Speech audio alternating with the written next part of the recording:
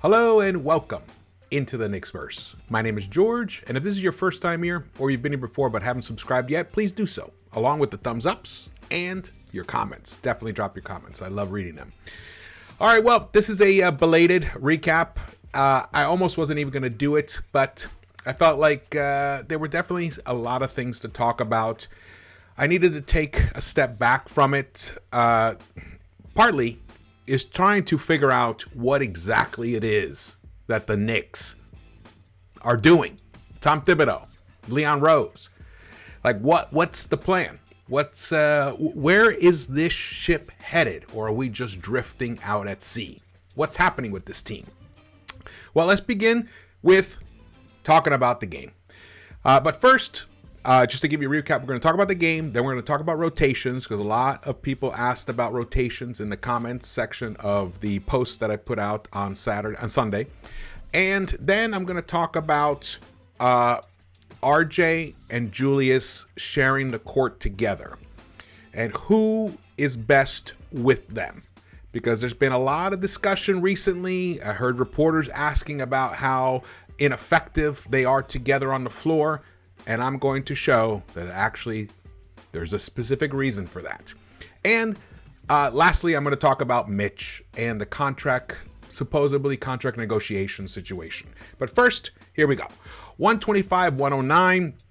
Actually, I'm going to say right now, I actually thought the Knicks played pretty well. Yeah, except for, as you can see down below, another fourth quarter drought, too many fouls, and too many missed free throws. It was a killer. The missed free throws especially were the biggest killer. Look at that. We missed 13 free throws. Yeah. You hit 10 of those, and you're right there. You're right there. Who knows what's going to happen at the very end of the game. And this game was actually really close. This game was actually, with 6:57 left in the game, it was only a 1-point game. 106-105. The Knicks trailed the Sixers that.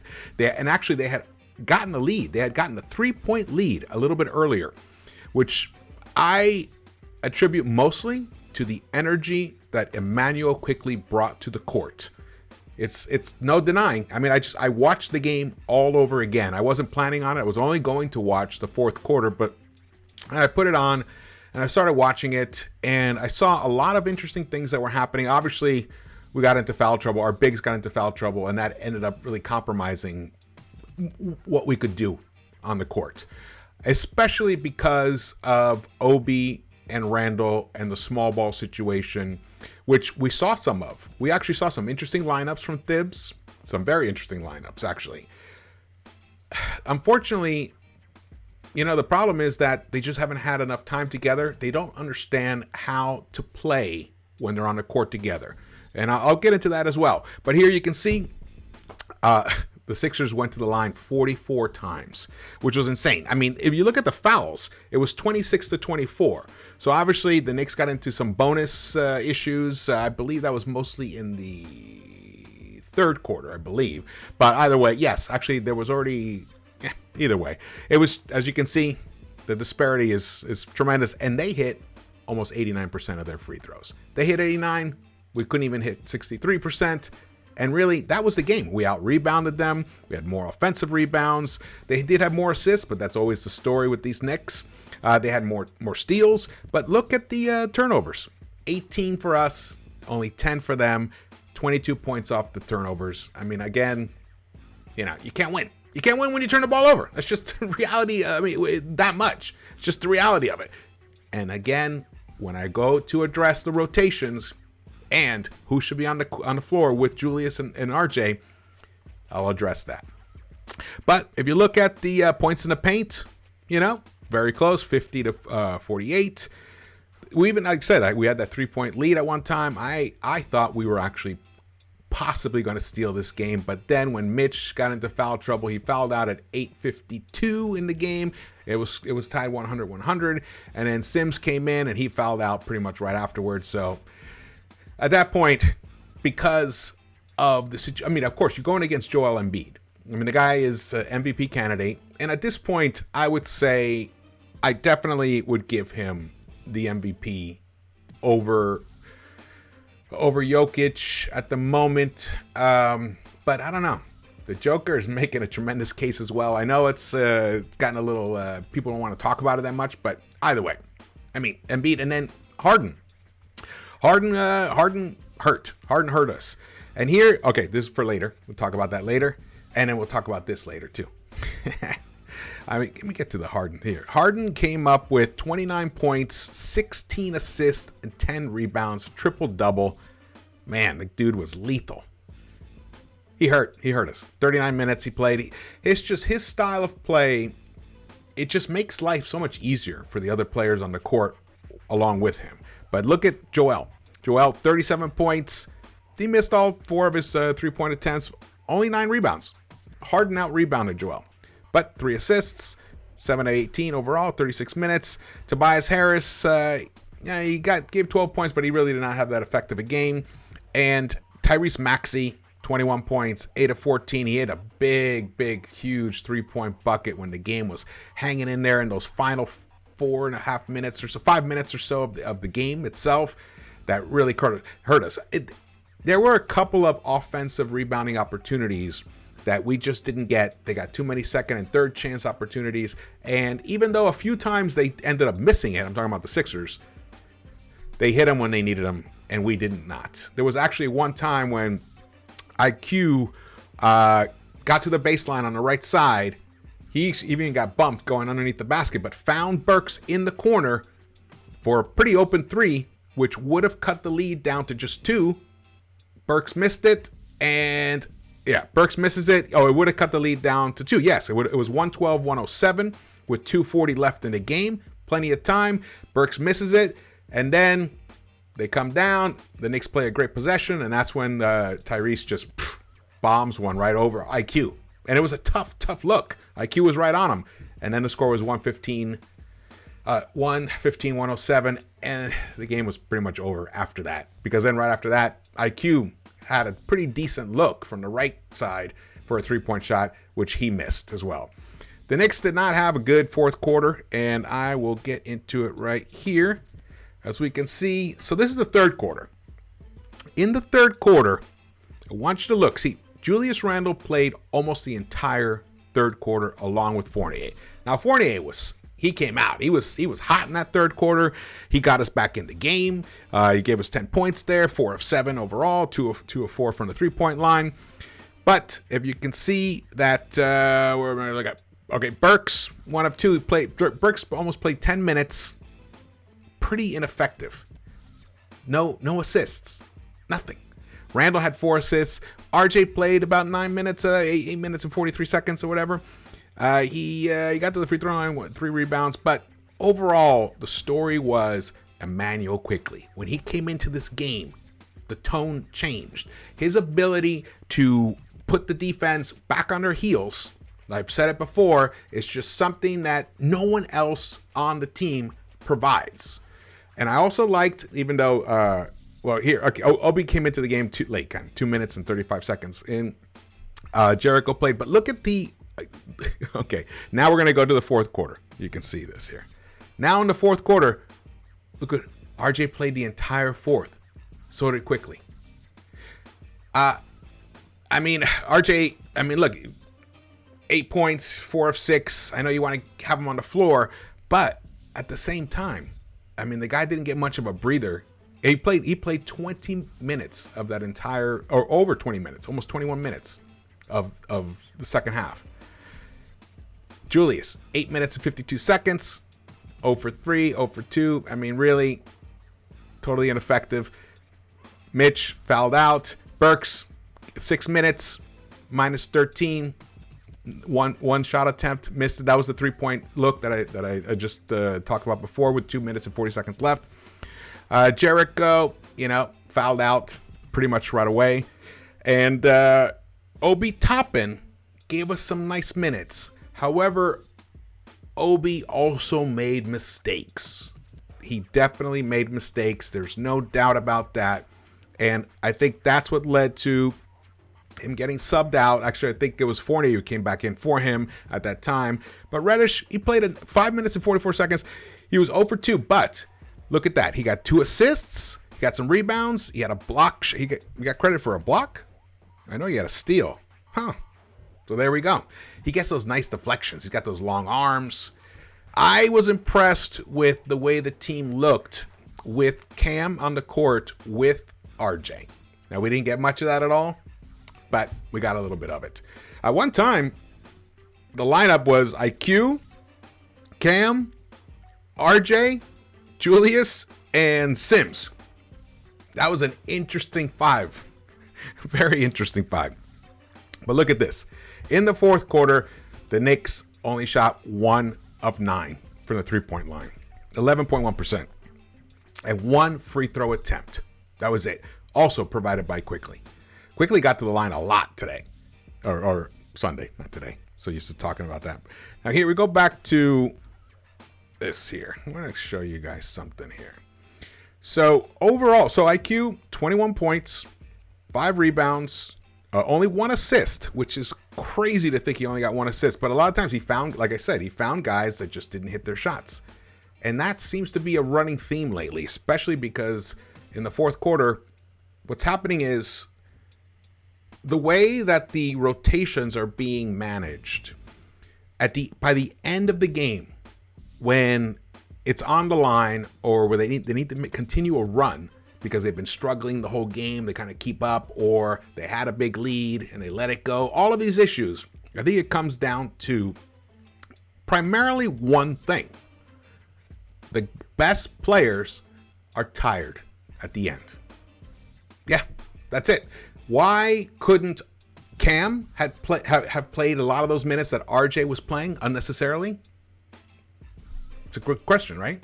I mean, Cam gives you a lot of what RJ gives you. Why couldn't RJ have gotten an extra 3 minutes of rest in that fourth quarter? And who knows, maybe when he comes back in, even though he did score the last few buckets, once again, actually, I think he scored the last 4 or 5 buckets of the game for the Knicks. The Knicks did not even score for the last 6 minutes and 57 seconds. The score was, like I said, 106, 105. We ended up with 109. So for almost 7 minutes, they could only get 2 more buckets.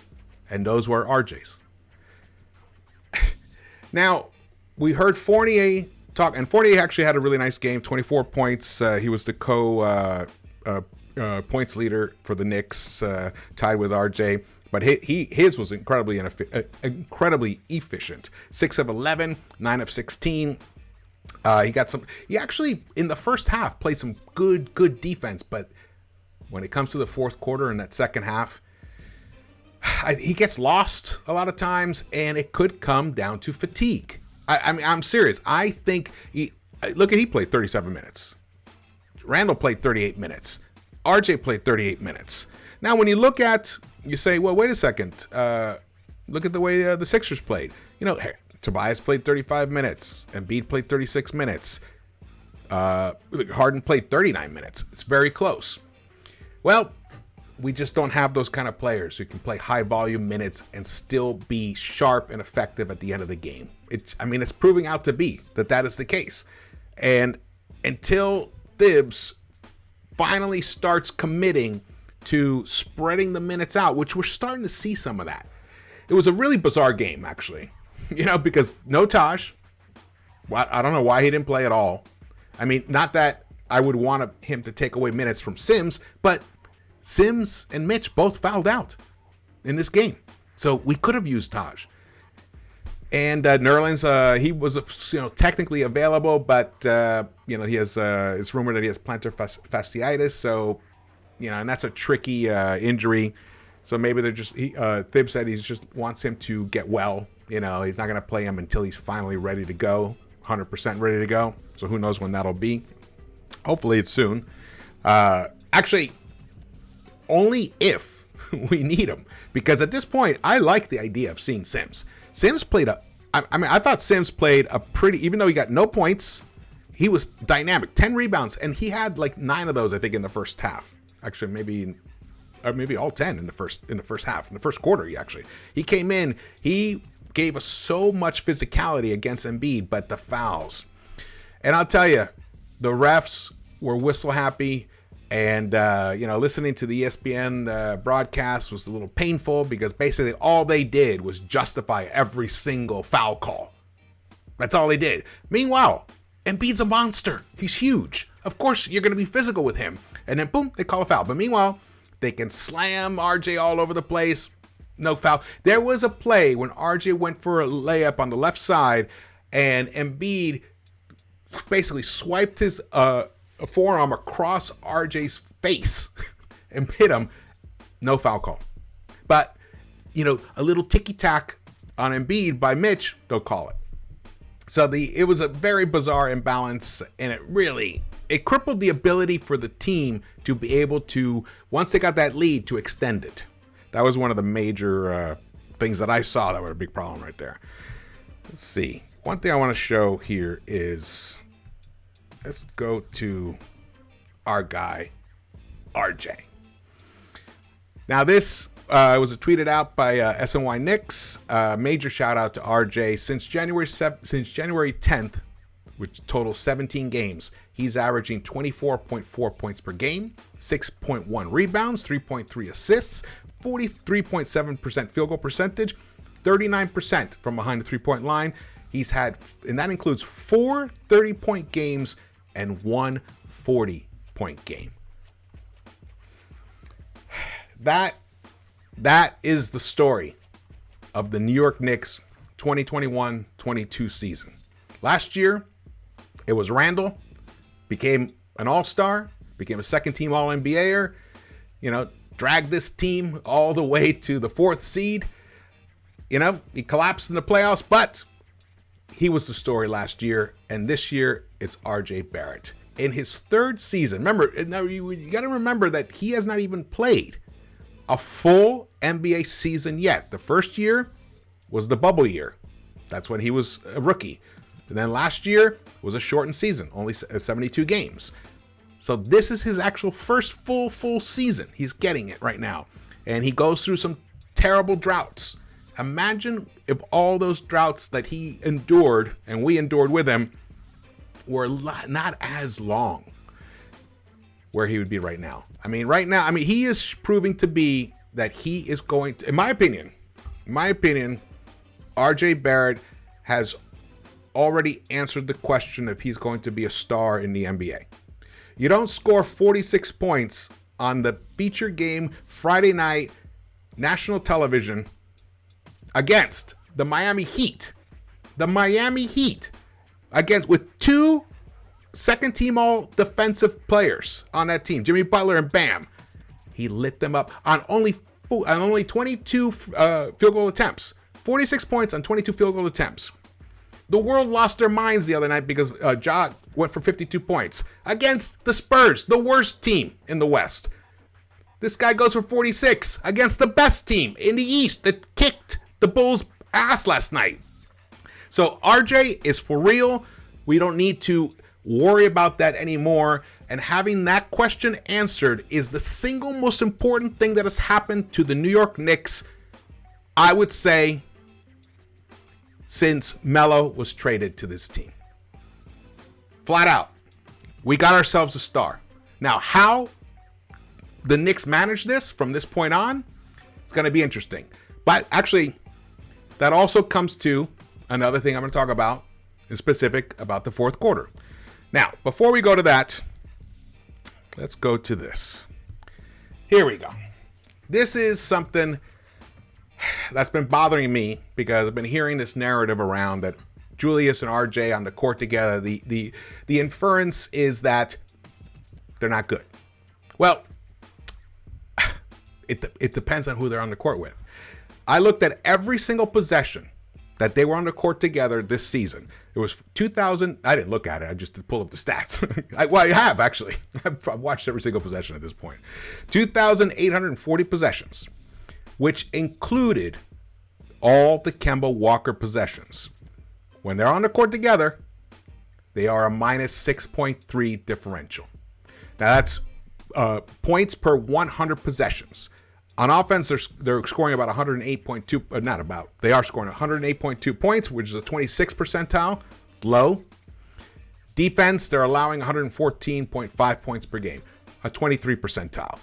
That's all possessions. So you can see how that narrative can begin. Hey, they're not good on the court together.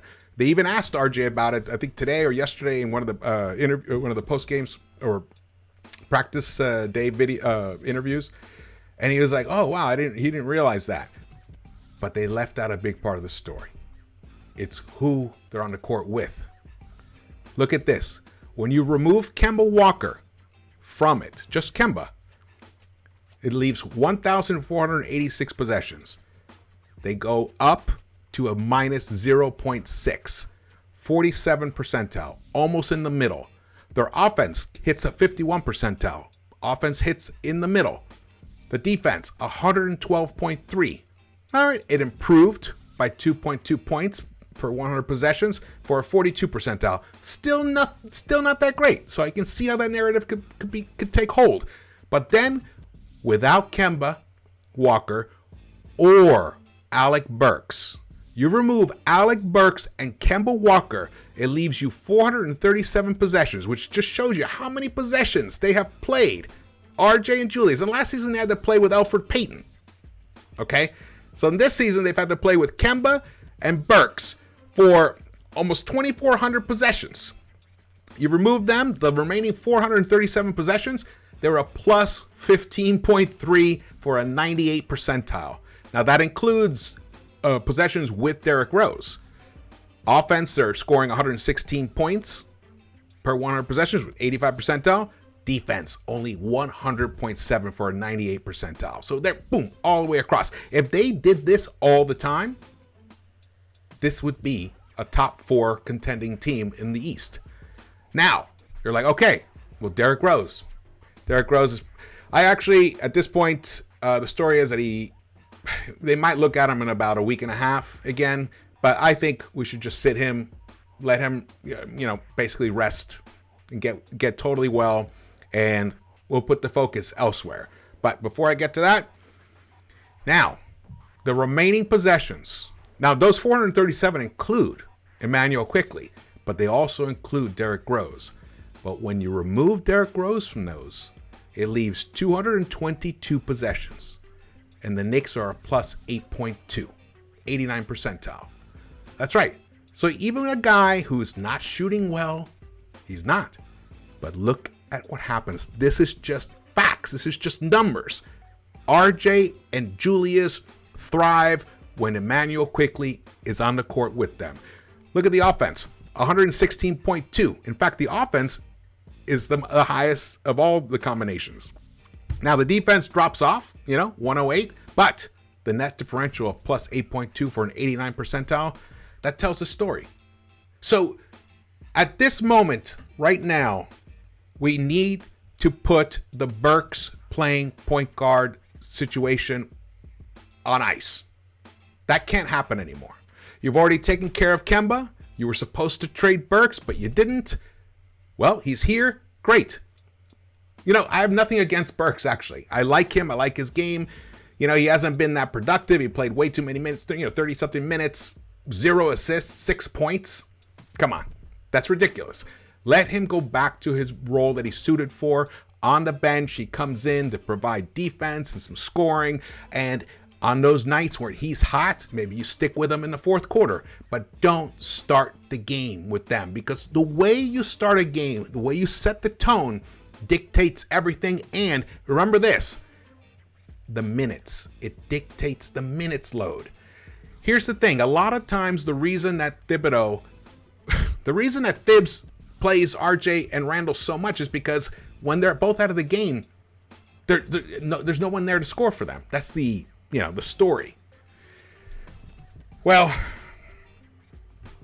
if you don't start your games off, chasing the other team, trying to get, make up for a deficit, we wouldn't be in that situation. We have Miles Deuce McBride, who's in Westchester right now. Hopefully, he's getting some good burn. He will be with the team in Philadelphia. That's what I heard. Now, right now, at this point, I don't care who starts in at the point guard position, but it has to be either Emmanuel Quickley or Deuce McBride. That's it. They have to share the point guard duties for the rest of the season. Let's find out what these guys have. Let's find out what they can do. It makes sense. There's only 20-something games left. Look, the math is right there. It just shows you. When RJ and Randle play with a positive, effective point guards, they deliver. All right. Now, let's go to Mitch.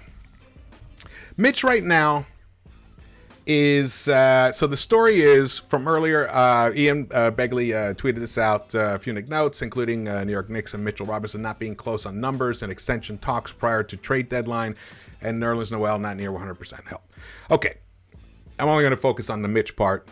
So, the fact that they're not close, that doesn't surprise me, because if they were, they probably would have struck a deal. So, and actually, I don't think it's a big deal that they're not close yet. It's called negotiation. One guy comes in at one number, and another guy, the other team responds at a certain number, and then there's years and length and blah, blah, blah, and then there's trying to understand what the actual market is going to be for him. Well, we all know that he can get 4 for $48 million. That's the offer that the Knicks can make him. Now, I just messed this up. Just understand the kind of player that Mitchell Robinson is. He is currently leading the entire NBA in field goal percentage for players playing 25 minutes or more per game.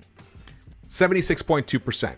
Number 2 behind is Robert Williams III, 72.1. It's a good comp for him, right? All right. Celtics gave him the bag, or a version of the bag, not the full bag, but a partial bag. Rudy Gobert, 70.4. Jared Allen, 67.2. These are the players.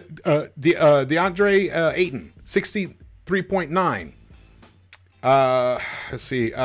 Capella, 59%. Sabonis, 58%.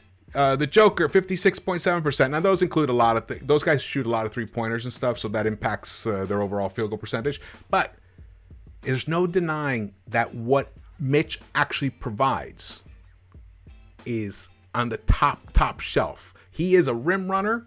He is a beast on the offensive glass. In fact, he averages 3.8 almost 4 offensive rebounds per game. Robert Williams averages 4. That's it. Poeltl, 3.9, so very close. But he's in that neighborhood. So unless we're going to replace Mitch with a top level performing center who also can stretch the floor, I don't see the value in moving on from Mitch. I think you hold on to him. You try to make a deal that works for both parties. I get the feeling that if the money was close, I think he would take it from the Knicks. And another thing to think about is that if at some point possibly the Knicks can bring in that other type of center that I just talked about, a stretch 5 who can still give you some rim protection, then you need to do a sign and trade with Mitch. Because I'll tell you this, guys, if we let Mitch walk for nada, that is a major screw up for this franchise once again. Yes, we signed Nerlens to a contract that now it's an albatross. Kemba situation totally backfired. Fournier is coming around. He's, I just showed you the kind of game he's had. So at least he's been productive to a certain extent. But a lot of the moves that this team has made outside of the draft have not worked out. And if they let Mitch go, this may end up being one of the worst ones. Yes. All right. Well, that's it. This turned out to be incredibly long. I'm sorry about that. I wish that I had better news.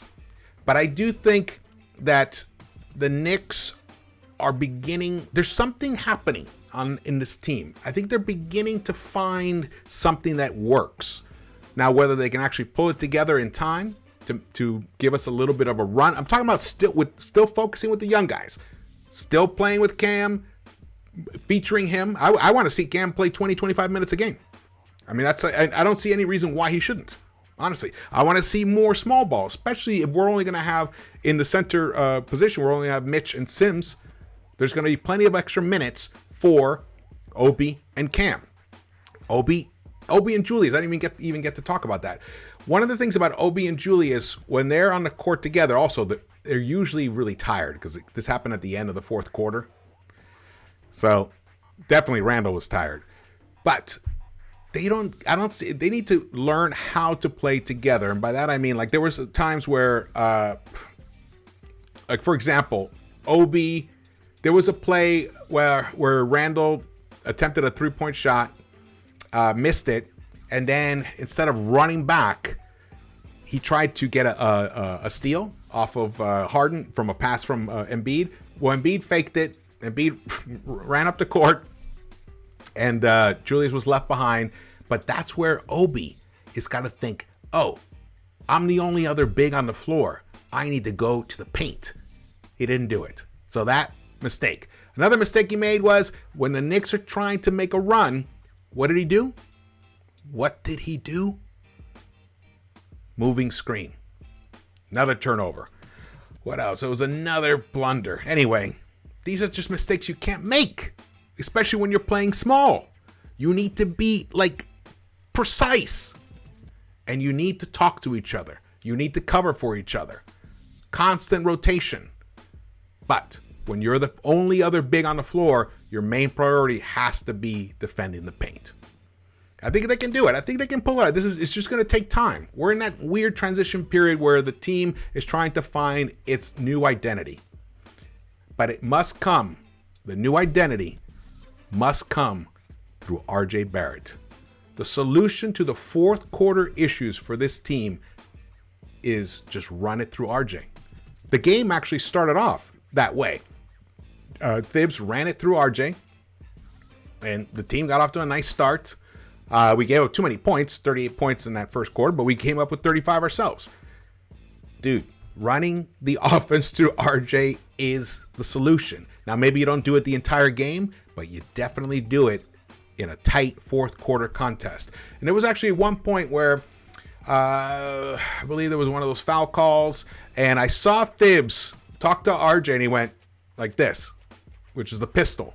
And they came down the right side, ran the pistol, boom, and that's when he hit one of his layups, which kind of kept the Knicks around. I think that was around the 112, 105. I think that was the one bucket when he got to 107. Yeah. So I mean, you just run it through RJ. That's it. Forget about trying to force Randle the ball, trying to give the ball to Fournier to make plays. They make mistakes. They turn the ball over. Now RJ will too. RJ made some bad turnovers as well, but RJ's 21, and RJ's going to learn. RJ's going to learn to protect that ball at all costs, especially at crunch time. And if he doesn't, then we'll know. Okay, thank you so much for watching this. I'm sorry this came out incredibly long. I hope you enjoyed it. Please subscribe, hit the thumbs ups, and drop your comments. And we'll be doing a pregame show. Things will be going back into its regular schedule. Be dropping post games after the games themselves. Just hope that RJ continues on this ascension that he has been on. It's something really exciting. It's so fun to watch, actually. I'm having a blast with that part. Even though the team itself, I'm hoping we're going to get there, guys. All right. Thank you much for watching, and I will see you around the Knicks-Verse.